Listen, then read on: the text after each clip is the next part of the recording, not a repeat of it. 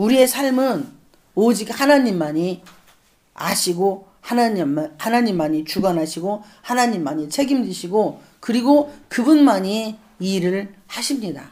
그런데 그분이 일해 나가는 그 역사 가운데 쓰임받는 자가 있고 그냥 중간에 있는 자가 있고 버림받는 자가 있어요. 그런데 하나님이 쓰시는 도구에 또 선의 도구로 쓰임받는 사람이 있는가 하면 악의 도구로 쓰임받는 사람이 있고 마귀에게 쓰임받는 사람이 있습니다. 부모님이 이뻐하고 귀하게 여기는 자녀들은 잘 되는 자식도 있지만 잘못되는 자식도 많이 있어요. 왜냐하면 자식이 이쁜 자식일수록 매 한 대 더 때려야 되고 훈계를 더 해야만이 그 자녀가 잘 될 수 있습니다. 그런데 부모님들의 습성상 내가 진짜 아끼고 귀하게 여기는 자녀에게는 미운 새끼는 떡 하나 더 준다고 하는 속담이 있는데 그 자녀에게 훈계를 한마디라도 하고 우리가 막 아이가 남의 집에 가서 남의 거 물건 가져와도 내 새끼 잘했네 하면은 그 부모는 잘못된 거예요. 그리고 그 자식은 인생이 망가집니다. 그 아이가 성인이 되었을 때에 내가 어렸을 때에 우리 엄마 아버지가 남의 물건 가지고 와도 아무 말도 안 하고 머리 쓰다듬어 줬으니 이거 정당방위고 옳은 일이야 라고 이미 머리에 뭐예요? 세포가 다 인식이 되어버렸어요. 이 세상은요 태어날 때부터 본인이 노력하고 애쓰지 않으면 살아갈 수 없는 세상이에요. 깐난쟁이가 태어났습니다. 그러면 젖을 엄마가 아무리 아이한테 물려도 또 지금은 분유를 아무리 가짜 젖꼭지를 엄마가 꽂아주고 거기에 분유를 타놓고 아이한테 꽂아줘도 아이가 빨 수 있는 힘이 없다면 빨려고 하는 노력이 없다면 그 아이는 세상에 살기 싫은 것이고 그리고 살 수가 없어요. 그러니까 뱃속에 있을 때에도 저나 여러분이나 이 땅의 모든 사람들 자녀된 사람들을 자녀가 아닌 사람들은 단 한 명도 없었어요. 예수님도 누구누구의 자녀였잖아요. 마리아와 요셉의 자녀였어요. 그러니까 이 땅에는 하나님이 인류를 만들어 놓은 태초에 말씀으로 천지를 창조하신 이후에 그 인류는 지금까지 자녀가 아닌 사람이 한 명도 없고 부모가 아닌 사람은 있어요. 저는 부모가 아니니까. 그러나 영적인 부모이니 또 여러분들의 저의 자녀이기 때문에 저는 여러분들의 어미이니 제가 또 자녀가 없다고 하는 것도 또 하나님이 볼 때는 거짓말인 거예요. 육으로 난 자녀가 없지만 영적으로 성도들을 양육하는 영의 부모는 또 맞으니 또 여러분들의 저의 자녀이니 자녀가 없다고 말하는 건 또 제가 하나님이 보기에는 거짓말이 될 수도 있습니다. 아니 거짓말이에요. 육적으로 우리는 세상의 모든 것을 기준으로 생각을 합니다. 이렇게 뱃속에 들어가면서 콩알만한 아이가 그 속에서 점점점 자랄 때에 지금 우리 나이 먹도록 이렇게 되기까지 끝없이 내가 노력을 했어요. 엄마 뱃속에 딱 들어가는 그 순간에 눈, 코, 입이 만들어지려면 엄마의 탯줄을 통하여서 영양분이 들어옵니다. 그러면 아이가 눈, 코, 입이 생기려면 엄마가 뱃속에다 배 쫙 자르고 그 속에다 야 이거 먹으면은 너 눈 생기잖아 빨리 먹어. 또 야 너 이거 먹어 이빨 생기잖아 빨리 먹어. 그렇게 해서 우리가 만들어진 게 아니잖아요. 그냥 엄마 입으로 다 들어가. 그러면 탯줄이라고 하는 그 이만한지 더 큰지는 잘 모르겠지만 어쨌든 우리 몸을 보면 요만한 것 같아요. 이 관을 타고 우리 그 아이의 뱃속에 있는 아이의 몸으로 들어갑니다. 그게 콩알만 할 때부터 들어가요. 들어가서 내가 뭐야 뱃속에서 먹는 거야 영양분을. 엄마 저거 자궁이라고 하는 그 속에 양수라고 하는 그 안에서 뭐예요? 놀이를 하고 있는 거야. 애는 먹는 게 놀이야. 놀이동산이야. 자궁이 그 아이의 놀이동산이에요. 그 놀이동산에서 그 들어오는 음식이 때로는 미끄럼틀도 될 것이고 때로는 그네가 될 거예요. 그냥 하루아침에 거기에 속으로 다 들어오는 게 아니라 휙 돌아가지고 그네 타듯이 먹을 때도 있을 것이고 미끄럼틀 타듯이 높은 데서 밑으로 내려오면서 먹을 수도 있을 것이고 때로는 막 요즘에 이 타고 올라가고 무슨 열차 막 이렇게 청룡열차인가 아무튼 막 그런 거 막 타고 다니듯이 배 안에서 애가 운동을 계속 해야만이 먹을 수 있었지. 그러니까 병원에 가서 초음파를 보면은 아이가 엄마 탯줄에 딱 연결이 되어가지고 뒤로 머리가 밑에 있는 아이가 있고 다리가 위에 있는 아이가 있고 또 정상으로 되어져 있는 아이가 있고 옆으로 뉘어져 있는 아이가 있고 태어날 때는 10개월 거의 다 되면은요 머리가 밑으로 내려져 있어야 아이가 잘 나온대요. 저는 그거 모르지만 어쨌든 그렇대요. 의사들이 말씀하는데 그런데 만약에 발이 밑으로 와 있으면은요 그 아이는 세상에 나오기 쉽지 않습니다. 할렐루야. 제가 지금 무슨 말씀 드립니까? 이 모든 것들은 하나님의 말씀으로 이루어진다 이거예요. 예수를 믿는 자든 안 믿는 자든 간에 이 땅에 인간이라고 생긴 그런 분들은 그런 아이들은 뱃속에 있는 태중에 있는 아이들은 다 하나님의 말씀에 의해서 작동이 된다 이거예요. 이거를 우리가 인정하든지 않든지. 근데 예수 믿는 우리는 이것을 인정해야만이 우리가 지금 아버지의 큰 우주라고 하는 자궁 안에 들어있잖아요. 그 자궁 안에 양수가 뭐예요?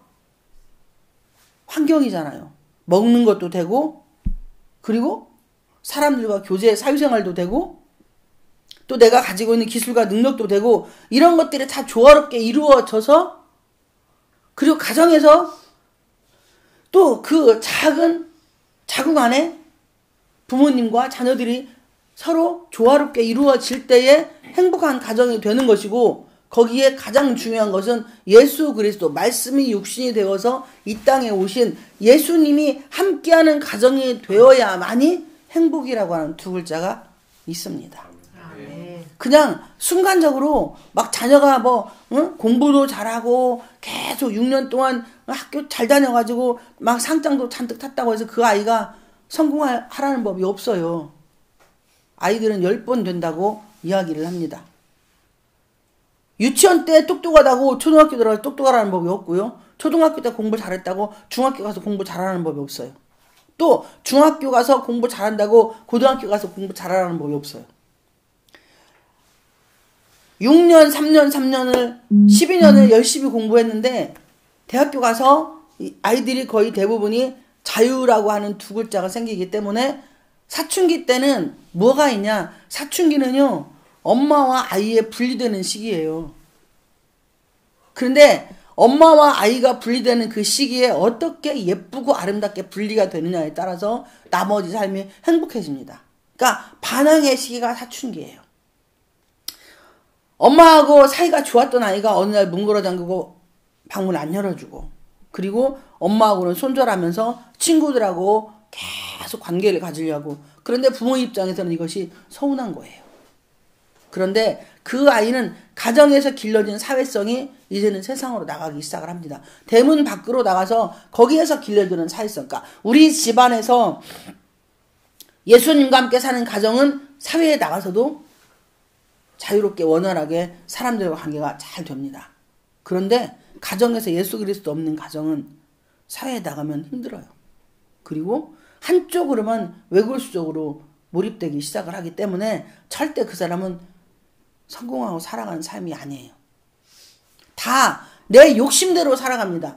야고보서 1장 15절에 욕심이 잉태한 즉 죄를 낳고 죄가 장성한 즉 사망을 낳느니라라고 말씀을 했어요. 그런데 많은 학자들이 이 야고보서는 성경에 기록하지 말라고 했다고 해요. 그래서 옛날에 예전에는 야고보서를 성경으로 여기지도 않았다고 합니다. 그런데 어쨌든 그 야고보서에 보면은 말에 대한 중요성이 있습니다. 여러분들이 뱃속에서 엄마한테 들었던 말대로 우리는 세상을 향해서 나아가고 있어요. 그리고 걸음마하기 전까지 엄마 젖을 먹을 때까지 또 엄마가 나에게 했던 말들이 내 마음에 말씀의 씨로 말의 씨로 남아 있어서 그 엄마가 했던 그 말의 씨가 나의 삶의 전반을 장식을 하고 그 나머지 삶은 내가 들었던 말과 내가 그 들었던 말의 씨가 싹이 나고 자라서 꽃도 피고 열매를 맺어서 지금의 여러분의 모습인 거예요. 그러면은 그런 나를 바라볼 때에 내가 신앙생활을 오래 한 사람일수록 분명히 열매를 보면 그 사람은 안다고 말씀을 해요, 성경은. 그러면 내 열매가 실패했으면 나는 예수님하고 동행한 것이 아니에요. 그분은 나에게 동행을 해주셨어요. 그분은 예수 믿는 그 순간부터 단 한 번도 나를 떠난 적이 없어요. 누가 떠나냐? 내가 떠난 거야. 내 감정 때문에 예수를 버려버리고, 내 기분 때문에 예수를 버려버리고, 내 욕심과 탐욕 때문에 예수를 버려버리고 입으로 예수를 이야기를 합니다. 그러면 그 사람들은 가짜 신앙인입니다. 죄송하지만. 그게 목사 직분을 갖고 있다 할지라도, 전도사 직분을 갖고 있다 할지라도, 그리고 집사, 장로, 강수사 직분을 신학생이라 할지라도 우리는 예수를 떠난 사람들이에요. 입으로만 말하는 예수. 내가 원하는 신앙 생활을 하는 게 아니에요, 우리는. 예수님이 원하는 기도와 예수님이 원하는 삶과 예수님이 원하는 말을 하고 행동을 하고 살아야 돼요. 그게 신앙인입니다. 그런데 종교인이 되는 거예요. 그리고 우리가 습관적으로 진짜 3살 버릇이 80까지 간다고요. 내가 살아온 삶이 실패작이에요. 그런데 계속 똑같이 반복적으로 그 삶을 계속 살아가고 있어요. 누구 앞에서? 하나님 앞에서. 그걸 고쳐야 당신은 성공합니다. 그 버릇을 고쳐야만이 당신은 지금처럼 살지 않아. 지금의 결과로 앞으로 여러분이 살아온 시간에 그 시간만큼 여러분은 살지 못합니다. 저도 잘 몰라요. 살 수 있을지 없을지. 그렇다고 하면 내가 살아온 시간의 결과가 예수님하고 멀어지는 삶을 살았으면 지금부터 결단을 하고 성경의 말씀대로 그 못돼 처먹은 버르장머리를 고쳐가면서 살아가려고 말씀의 채찍을 들고 나를 쳐서 복종을 시켜야 돼요. 누구 앞에? 예수 그리스도 앞에. 그렇게 될 때 절대 우리는 내가 습관적으로 하는 것들에 대한 그 버릇이 고쳐지기가 쉽지 않아요. 그래서 속담에 3살 버릇이 80까지 간다고 말씀을 하는 거예요. 실패했던 나의 삶이 계속적으로 반복되는 이유는 이미 내 세포에 그 실패의 영양분이 쫙 내려가져 있기 때문에 성공의 승리의 영양분에 빨아들일 힘이 없어요. 전주에 말씀을 드렸어요. 회개도 우상이 삼는 사람들이 있다고. 근데 그 사람들은 열매를 맺지 못하는 사람들이라고. 조금 전에 말씀 읽을 때 소금이 맛을 잃으면 소금이 아니라고 했어요. 우리가 소금으로 내 안에 소금이 있는 걸 알고 화목하라라고 말씀을 합니다. 성경은. 화목은 뭐예요? 이 사람과 이 사람 사이를 내가 중간에서 맛을 낼 수 있도록 역할을 해주는 거예요. 소금의 역할을. 소금은 저염식을 하는 분도 있지만 소금은 소독 역할도 합니다. 그러니까 젓갈들은요, 소금이 들어가야 부식이 안 되고 오래 먹을 수 있어요. 우리가 김치를 담는데 왜 소금으로 간을 합니까? 소금은 부식을 시키는 것도 있지만 또 소독제 역할도 하기 때문에 그 소금으로 간을 하고 나면 우리가 올해 3년 5년을 김치를 놔둬도 안 썩어요. 그리고 발효가 잘 돼서 유산균이 많이 나오기 때문에 오히려 건강에 좋습니다.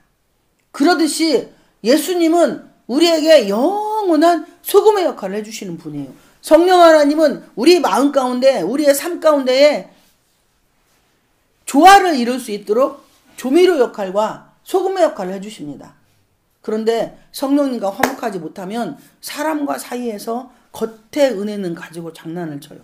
겉으로는 다 합니다. 그런데 진짜 마음이 겸손하게 무릎을 꿇지를 못해요. 성경이 말하는 겸손은 마음의 겸손을 말씀을 합니다. 행위를 말하는 게 아니에요. 행위 가지고 천국에 못 가요. 죄송한데. 본문으로 돌아갑니다. 태초에 말씀이 계시니라.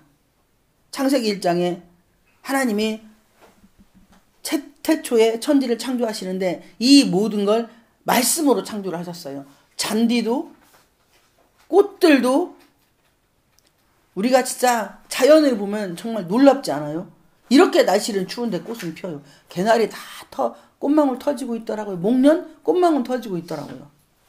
이게 우리가 정말로 그렇게 혹독한 겨울 속에서 어떻게 딱 3월이 되면 산수유가 꽃망울을 터뜨리나.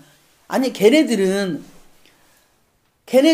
살아있는 한은 딱 3월이 되면 꽃이 핍니다. 그럼 우리는 그 너무 좋아해요. 그런데 자기 시기만큼 딱 피고 일주일이면 일주일, 열흘이면 열흘, 한 달이면 한 달 딱 피고 나머지는 뭐에 싹 꽃잎이 떨어져요. 그리고 뭐합니까? 내년을 준비를 해요.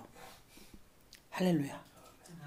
근데 여러분은 여러분의 인생에 뭘 준비하고 있어요?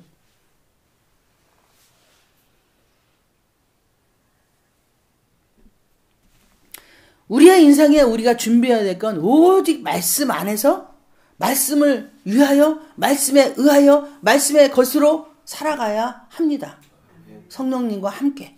그렇게 말씀으로 내가 버무려지지 않으면 코카콜라 회장님이 그랬대잖아요. 내 속에는 피가 흐르는 게 아니라 코카콜라가 흐른다고.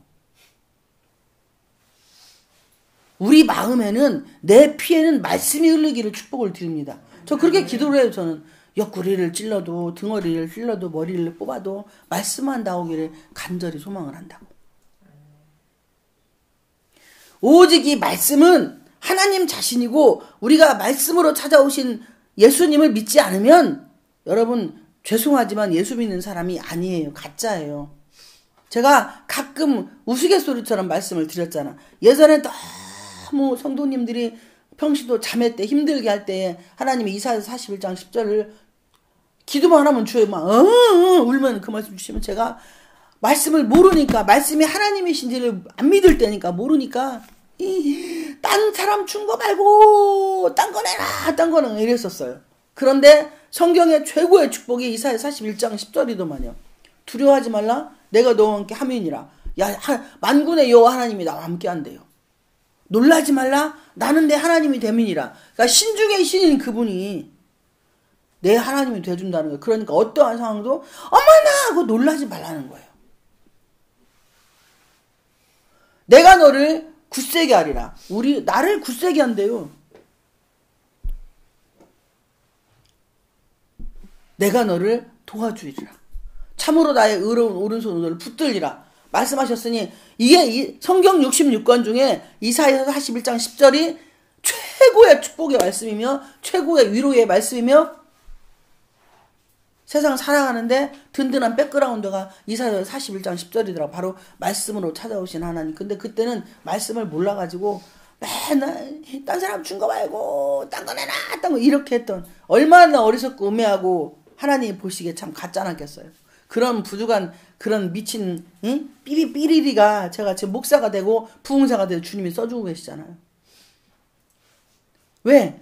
그렇게 연약하고 부족했던 저의 모습을 하나님의 은혜 가운데 예수 그리스도의 도우심과 성령님의 도우심으로 변화가 돼서 지금 여러분 말씀만이 살길이고 말씀만이 해답이고 말씀만이 치료제이며 왜 아멘을 안 해요? 아멘.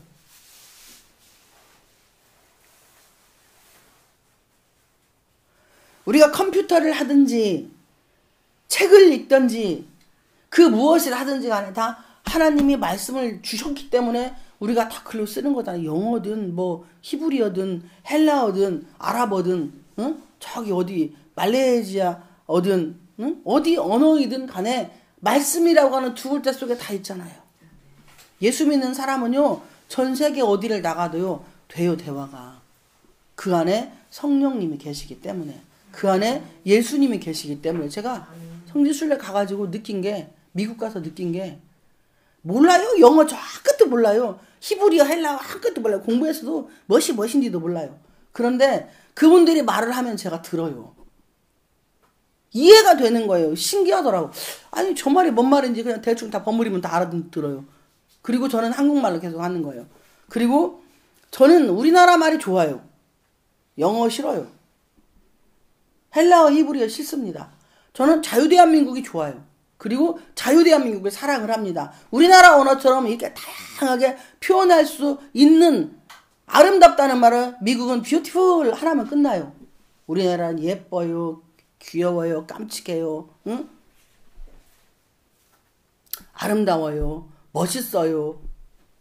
이런 그 뷰티풀이라는 단어 하나에 10가지, 20가지의 표현이 당신은 꽃처럼 어쩌고 저쩌고, 응? 꽃보다 아름다워요. 이런 수많은 표현들이 우리나라는 뷰티풀 하나에 우리나라 말은 10가지, 20가지가 계속 내포되어 있는 거예요.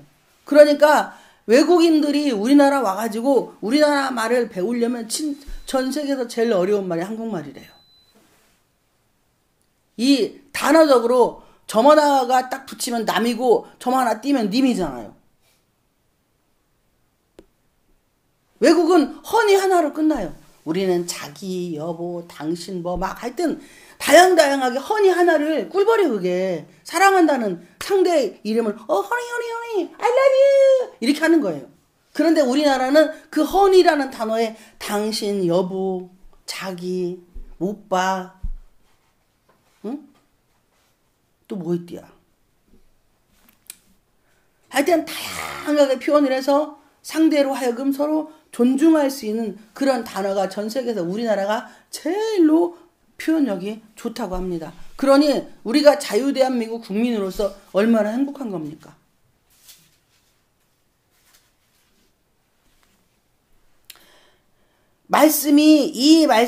이 하나님과 함께 계셨으니 바로 말씀은 예수 그리스도를 말씀을 하는 거예요. 태초는 세상이 생기기 전부터 예수님은 하나님과 함께 계셨는데 말씀이 육신이 되어서 이 땅에 오신 분이 바로 예수 그리스도이십니다. 그 예수 그리스도가 지금 이 자리에 저와 여러분과 자유대한민국의 전 세계에 함께 먹고 마시고 살아가시는 거예요. 환상으로 보여지는 예수님, 기도 속에 여러 가지 음성도 들려주시는 예수님, 다 그 예수님이 진짜일 수도 있고 가짜일 수도 있어요. 내가 내 감정에 복받쳐서 내가 내 소리 들으면서 예수님의 소리 듣는다고 말하는 사람도 있습니다. 왜? 그 사람들은 어떻게 분별을 하냐면 음성 들었다고 하는 사람들의 열매를 보면 조심스러운 부분이 뭐냐? 삶이 변화가 안 돼요. 그래서 환상도 주님이 주신 것이고 각자 개인의 은사도 주님이 주신 것이 맞지만 그 가운데에 역사하는 예수 그리스도와 성령님이 함께하지 않는다고 결론을 내릴 수 있는 게 삶이에요. 상대를 위해서 내가 얼마나 포기하고 그리고 예수 그리스도를 얼마나 드러내고 내가 내 뒤를 돌아봤더니 예수 그리스도의 향기만 나타나면 그 사람은 비록 현실에서 어렵고 힘든 일이 있어도 인생의 성공자이고 승리자입니다. 이렇게 내가 믿을 때에 하나님은 진짜 내가 원하는 부와 명예와 권력보다 더 많은 것으로 나에게 주세요. 당연히 건강 축복도 주시고. 그런데 그렇지 않고 예수 그리스도의 모형만 가지고 예수 그리스도와 함께 사는 것처럼 착각하고 살아가는 사람들은 삶에 영양분이 없기 때문에 하나님이 이 사람과 이 사람 사이를 화목시키는 역할을 예수님이 우리에게 보여주셨어요. 그러면 우리는 이 사람과 이 사람 사이를 화목을 시키는 역할을 하는 것이 예수 그리스도와 함께 사는 사람입니다. 자, 이 오늘은 말씀을 맺으려고요. 제가 며칠 전에 성령님이 제 마음 가운데 깨닫게 하신 건데요. 제가 우리 엄마를 예전에는 정말 여기서 우리 엄마는 셔먼입니다. 진짜 했어요. 그런데 기도하는데 제 마음에 제가 이렇게까지 변화가 되었나? 이 고백을 제가 어느 목사님께 제가 그랬어요. 우리 엄마가 돌아가시면 제가 많이 힘들 것 같대요 라는 얘기를 했어요. 그랬더니 그 목사님이 저한테 그러시는 거야. 그러면서 엄마만 생각하면 눈물이 자꾸 나는 거예요. 내가 왜 이렇게 변했지? 어떻게 우리 엄마는 오래오래 살아야 된다는 생각이 제 머리에 있고 그리고 헤어지면 진짜 힘들 것 같은 마음에 지금도 그 말하는데 눈물 올라가는데 그런 마음이 있고 내가 왜 이럴까? 그러니까 송구순이라는 이름만 딱 생각하면 가슴에 막 이렇게 눈물이 줄줄줄 흐르고 피가 흘러요.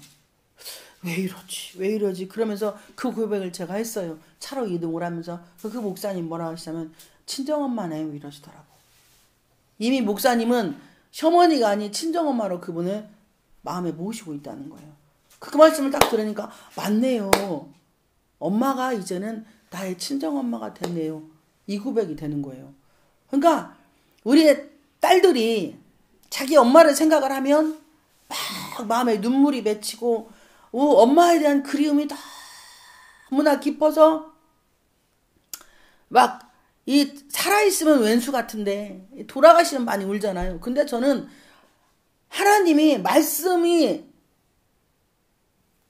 함께 하시니까 제 마음이 그렇게 변화가 됐더라고요. 그러니 제가 어느 날 보니 제가 성숙된 애가 된 거예요.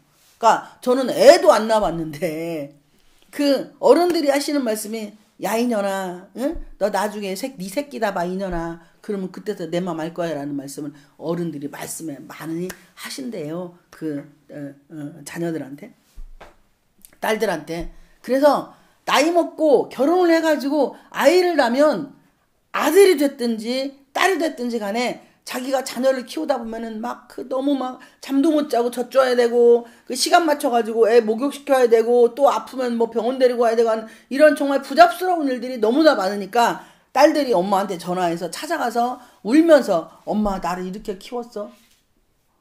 진짜 힘드는데 엄마 어떻게 나를 이렇게 키워놨대? 감사합니다라는 고백을 한다고 합니다. 이거는 큰 어른들인 거예요. 제가 어떤 요즘에 CF에 있어요. CF에 TV에 있는데 자기 생일날 엄마 집에 찾아가는 거예요. 그래서 미역국을 딸이 엄마를 끓여줘. 왜 엄마가 뭐라고 하냐면 왜 나한테 미역국을 끓여주냐. 그러니까 딸이 뭐라고 하냐면 엄마 내가 태어나는 엄마가 가장 많이 아팠잖아. 그 멘트가 제가 그걸 딱 보면서 1월 5일날 우리 신랑 생일날 우리 엄마한테 미역국을 끓여주러 가야겠다. 이 마음이 들더라고요. 저를 이렇게 만드신 것은 하나님이십니다. 절대 제가 이렇게 되려고 된 게 아니에요. 저는 아주 못돼 처먹고 진짜 우리 엄마라고 하면은 치를 떨었던 그런 사람인데 못돼 처먹은 그런 천하의 개쌍 같은 며느리였는데 어쩌다 보니 하나님의 은혜로 며느리가 아닌 진짜 딸이 되어버린 거예요. 할렐루야. 이렇게 말씀은 우리의 삶 가운데에 나를, 여러분을, 세상을 변화시킵니다. 저도 제가 이렇게 변할 줄 몰랐어요. 어떻게 하다가 제가 이렇게 됐나. 아무리 생각을 해도 주의 은혜가 아닐 수 없습니다.